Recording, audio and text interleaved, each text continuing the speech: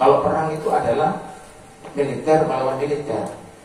Tetapi ini terjadi adalah militer melawan tembok, militer melawan rumah, militer melawan rumah sakit, militer melawan anak-anak, melawan wanita. Ini bukan perang, tetapi ini adalah genosida.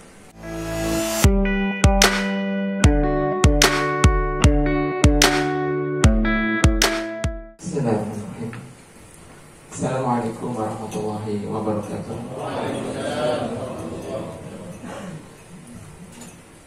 Alhamdulillahi wa kafa, wassalatu wassalamu ala rasulil mustafa wa ala alihi wa sahbihi wa man ihtada. Amma ba'd. Al-Mukarram Sokul Fadilah Hari Fatul Qadir terakhir, Al-Mukarram Sokul Fadilah di Jito Fadilah, dan khusus pada Al-Haji Al-Salim yang memberikan kelapangan ruang dan riayah kepada kita semuanya, dan tanpa mengurangi iktiram kepada semua yang ada di sini. Apakah ingin menyampaikan 3 hal. Tadi judulnya yang diberikan adalah genosida, jihad, dan solusi. Yang pertama ingin Al-Fatihah sampaikan bahwa persoalan ini sudah kita angkat dalam 2 bulan ini di dalam forum komunikasi ulama Aswaja Jawa Timur di 35 titik. Dan di bulan Desember ini insya Allah juga tetap kita mengambil tema solusi satu negara. Kalau yang ditawarkan oleh Amerika, oleh PBB, oleh sebagian daripada umat Islam yang nganut kepada mereka, itu solusi 2 negara. Jadi Palestina dibagi 2, yang pertama untuk Palestina, yang berikutnya untuk Israel. Timbang rame gitu. Maka untuk tema di bulan Desember ini adalah solusi satu negara, yaitu khilafah, dan negeri-negeri kaum muslimin menghadapi Israel dan kafir penyokongnya. Maka ini artinya kita tidak bisa memisahkan diri dari percaturan politik global. Mau atau tidak mau, kita akan terlibat di dalam perbincangan-perbincangan dan perjuangan-perjuangan yang secara global terjadi di sekitar kita. Yang kedua, kalau khilafah itu dibahas di perguruan tinggi, maka ini akan diterima oleh para mahasiswa sebagai ilmu, dicatat, diujikan, keluar nilai. Tapi kalau khilafah itu kemudian dibahas di pondok pesantren, maka ini seperti ulama membahas tentang sholat, puasa, tohar, dan sebagainya, sehingga sholat itu dipelajari dalam rangka untuk diterapkan, tohar itu dipelajari dalam rangka untuk dipraktekkan, dan khilafah itu disampaikan dalam rangka untuk diterapkan. Ini yang kita garis bawah. Sehingga ketika para ulama itu sekarang sudah mulai banyak membicarakan tentang khilafah, ulama sudah mulai banyak membicarakan tentang politik, maka disinilah kemudian marwah ulama itu kemudian akan naik. Ulama bukan hanya dipakai untuk kepentingan meloloskan capres tertentu, calon tertentu, tetapi ulama itu betul-betul menjadi sebuah marja siasi, sebagaimana juga marja diniyah. Ulama sebagai sumber persoalan-persoalan agama, dan ulama juga menjadi sumber ilmu yang akan berbicara persoalan-persoalan politik. Di sinilah yang kemudian di Jawa Timur kita alhamdulillah bersama dengan para kiai, para habaib telah berjuang untuk kemudian menjadikan ulama ini pada kedudukan yang seharusnya, bahwa ulama ini akan berbicara pada urusan politik, tetapi politik itu yang berlandaskan kepada tauhid. Ayo ulama al-fakir rahimakumullah. Yang pertama tentang genosida. Apa itu genosida itu?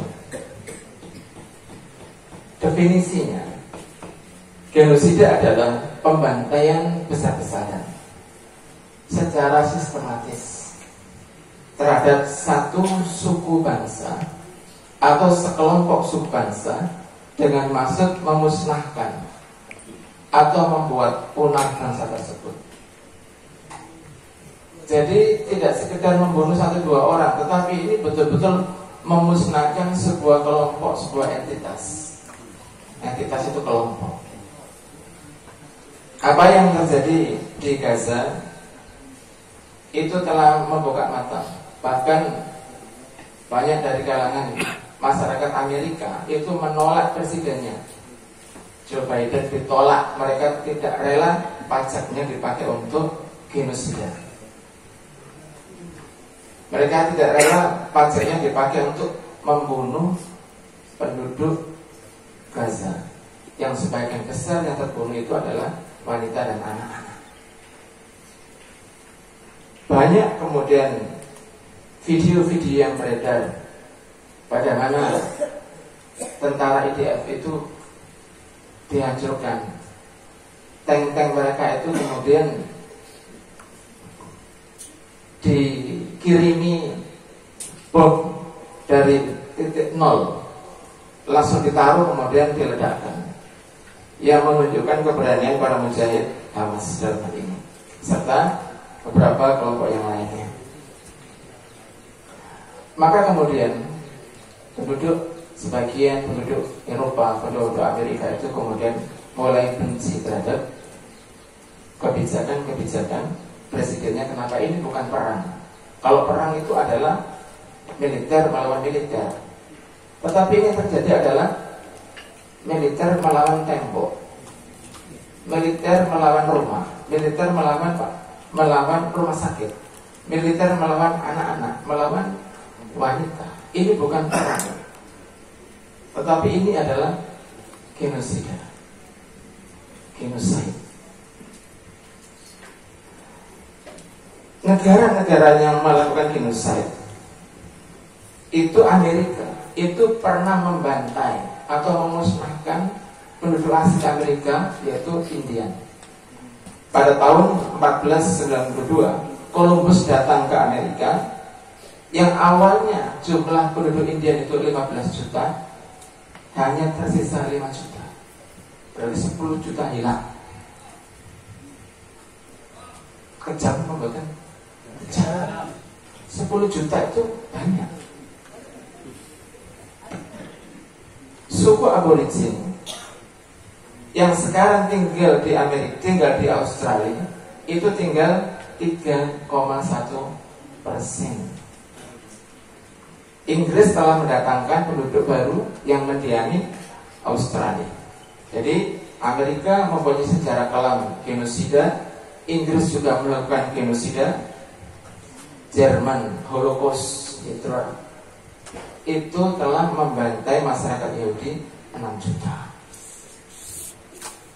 Saat ini masih sedang berjalan, Israel membantai penduduk Gaza Palestina 17.000 orang. 17.000 orang. Sebagian besar adalah wanita dan anak.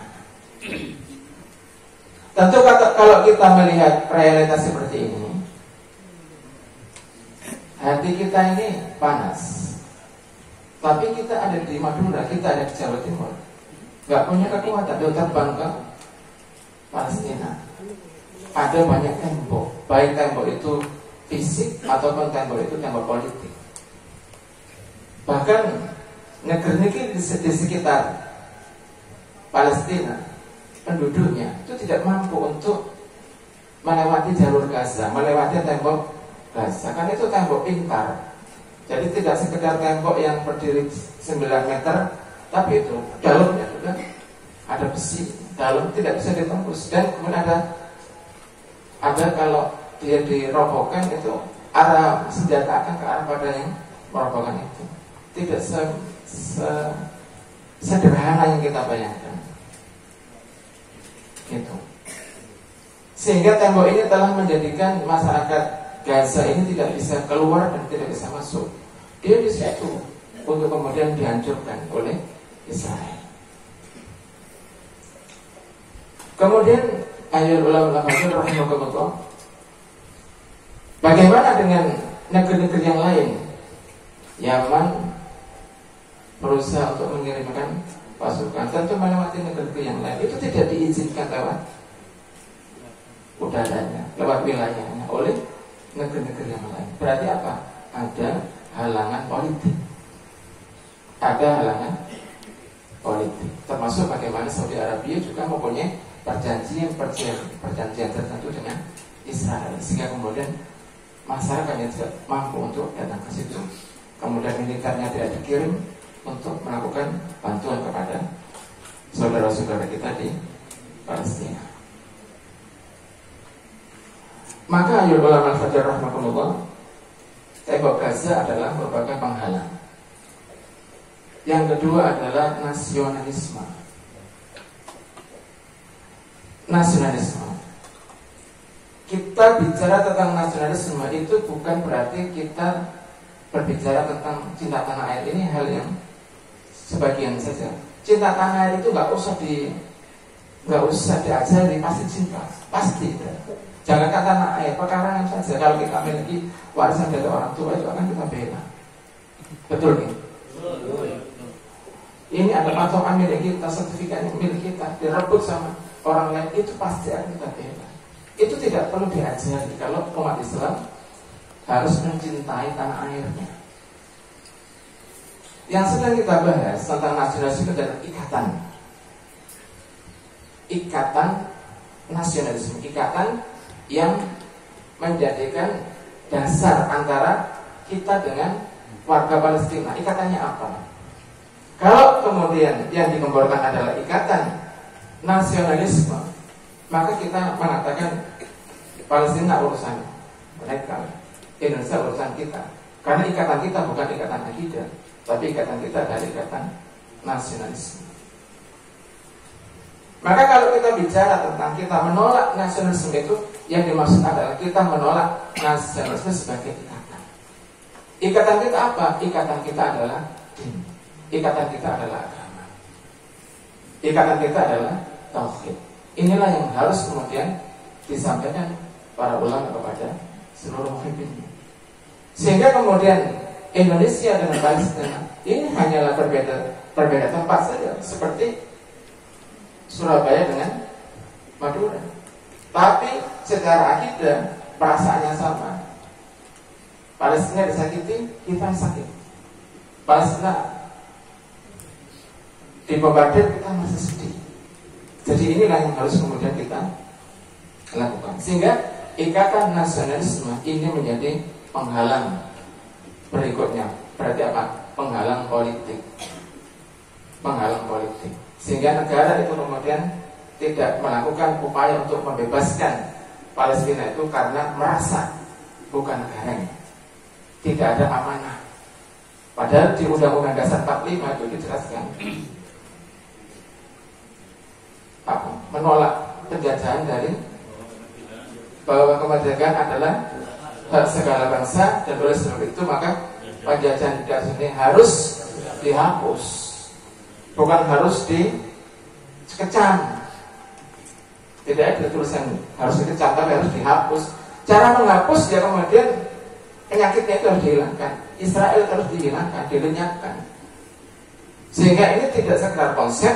Bagaimana cara menghapus itu? Maka harus dikirimkan militer. Mereka itu hanya bisa diusir dengan kekuatan.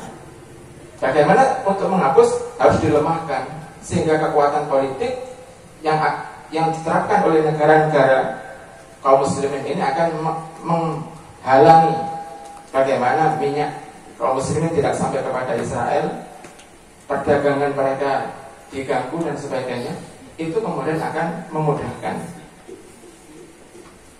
Nah, inilah para alim, para kiai, para masyayikh rahimahumullah membuktikan bahwasanya sistem nation state, ya, negara-negara bangsa, ada Indonesia, ada Malaysia, ada Brunei, negara yang seluruhnya menyatu dalam satu ikatan tauhid, ikatan akidah ini, sekarang ini tercerai-berai karena kita menggunakan sistem negara bangsa. Dan ini kemudian yang ditolak oleh Al-Allamah Syekh Taqiyuddin An-Nabhani sebagai muassis Hizbut Tahrir. Itu kemudian memberikan konsep bahwasanya untuk menyelesaikan problem-problem kaum muslimin di seluruh dunia, maka kaum muslim di dunia itu bersatu. Dan bersatu tidak mungkin kalau kemudian bersatu itu dengan menggunakan sistem negara bangsa. Sistemnya adalah dengan khilafah. Tidak ada cara yang lain. Itu. Maka negara khilafah yang akan segera berdiri itu insya Allah itu adalah negara yang multi etnik. Seluruh etnik di dunia ini akan dipertemukan menjadi bangsa yang beradab di bawah naungan Islam, multi agama. Karena di dalam Islam, di dalam khilafah Islam itu tidak dilarang untuk beragama selain daripada agama Islam. Multi parpol, karena boleh berbeda. Multi ormas. Kalau seperti ini, maka kemudian apa kemudian yang ditakutkan? Hanya melawan Hamas dan dibantu beberapa kelompok yang lain, Israel mengalami kerugian yang besar sampai 6 kementerian ditutup. Kalau menterinya tutup berarti bawahnya juga departemen-departemen bawahnya tutup, ya. 6 kementerian. Ini hampir 2 bulan perang. Kementerian urusan diaspora. Diaspora itu penyebaran bangsa Yahudi.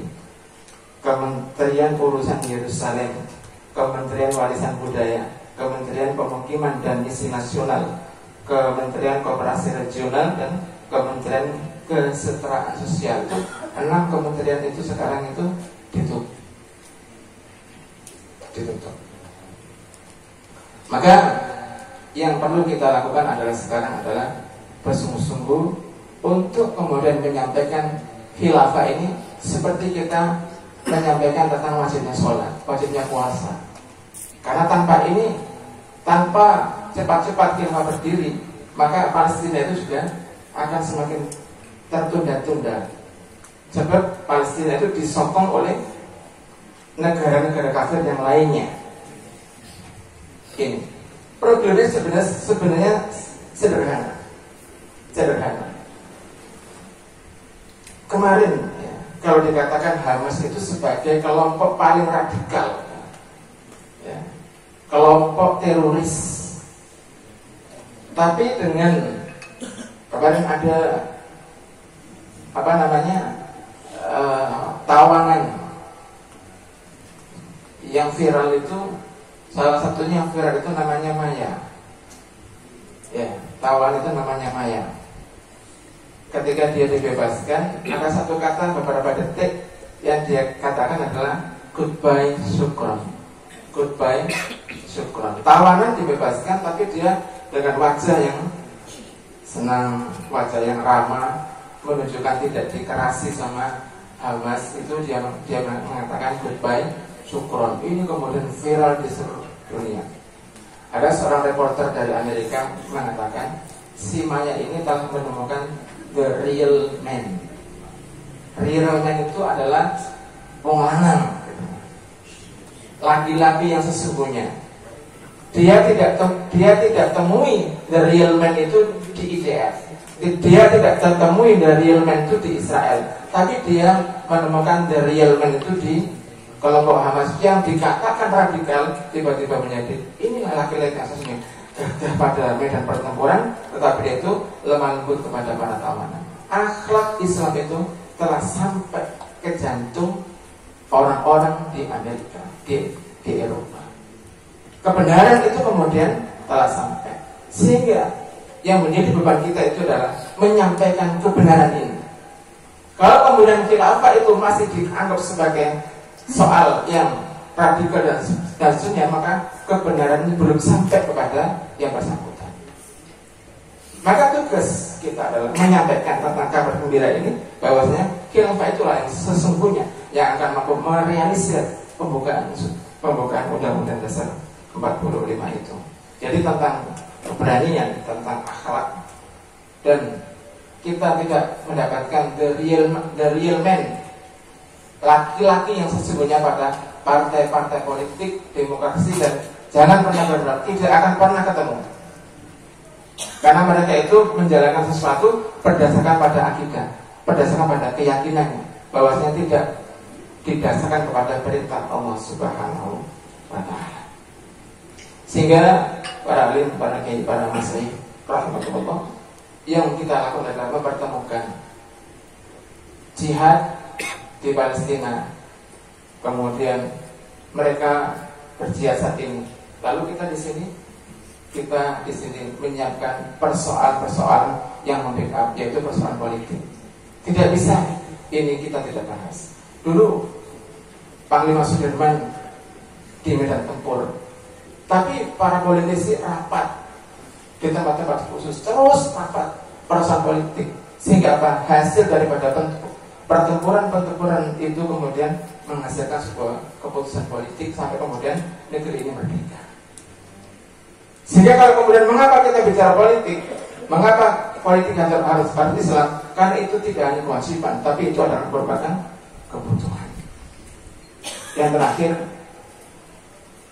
mereka tidak akan pernah berhenti untuk menghambat, meskipun mereka tidak akan pernah berhasil menghentikan. Yang mereka hasilkan adalah menghambat, yaitu melemahkan terus. Yang pertama adalah ide-ide tentang Islam kafalah, ide-ide tentang khilafah, simbol-simbol persatuan seperti bendera tauhid, ya. Kemudian ormas-ormas yang kemudian memperjuangkannya itu pasti akan dikerjain, seperti kemudian pembubaran Hizbut Tahrir Indonesia serta pembubaran FPI, karena itu yang paling kuat di dalam memegang teguh perjuangan untuk Islam kafah. Apakah kemarin ketika di DPR Jatim, apakah memimpin delegasi, ada 15 yang masuk ke dalam ruangan sidang, diterima oleh Pak Cip dari PDI.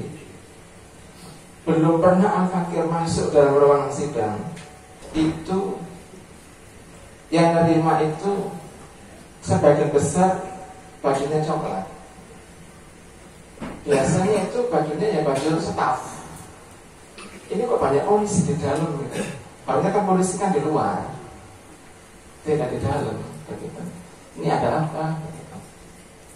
Makanya kemudian Al-Fakir ditemui sama salah seorang polsek dari Bubukan, yang intinya diminta keluar untuk menghentikan aksi yang ada di luar. Al-Fakir menolak. Kemudian Polsek datang mengulangi untuk menghentikan yang di luar. Saya bertanya, apa Pak persoalannya? Apa Pak persoalannya? Persoalannya karena yang di luar itu membawa bendera hitam dan putih. Bendera itu, bendera hitam dan putih. Kemudian Al-Fakir bertanya, apakah membawa bendera hitam dan putih pelanggaran? Jawabannya panjang. Saya jawab, nggak usah panjang-panjang Pak, singkat saja, pelanggaran atau tidak. Diulang lagi, panjang lagi. Kemudian apa jawab? Kemudian berarti bukan pelanggaran.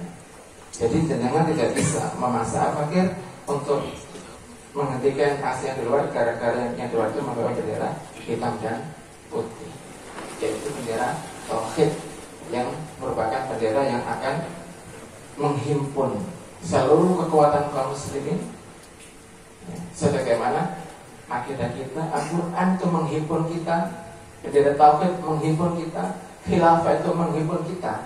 Tidak ada yang lain, simbol-simbol yang lain yang akan kemudian menjadikan umat Islam ini terhimpun dalam sebuah kekuatan. Kalau sudah seperti ini, maka kemudian jangankan Israel, penyokongnya Amerika dan semua itu pasti segera akan bisa dihilangkan pengaruhnya, ataupun Israel dihilangkan penduduknya. Allahu Akbar. Assalamualaikum warahmatullahi wabarakatuh.